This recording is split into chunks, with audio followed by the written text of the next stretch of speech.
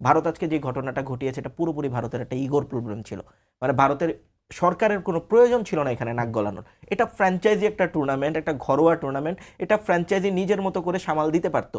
মানে যেই শহরটাতে খেলাটা হবে, কলকাতায় হবে, কলকাতা নাইট রাইডার্স, তাদের একজন মুখ্যমন্ত্রী আছেন, সেই সরকারই আসলে সেটা সমাধান করতে পারতো। কেন্দ্র থেকে এখানে হাত দেওয়ার কিচ্ছু ছিল না।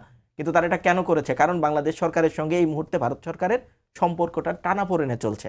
তারা এখানে নিজেদের ইগোতে নিয়েছে। তারা ভেবেছে যে বাংলাদেশকে একটু শায়েস্তা করা যায় কিনা। ভোটের রাজনীতির একটা ব্যাপার আছে। এই মুহূর্তে যেই বিজেপি আছে তারা ভেবেছে তাদের ভোট বাড়ানোর একটা, ভোটের কাটতি বাড়বে কলকাতার দিকে একটা, সেটা তারা চিন্তা করেছে।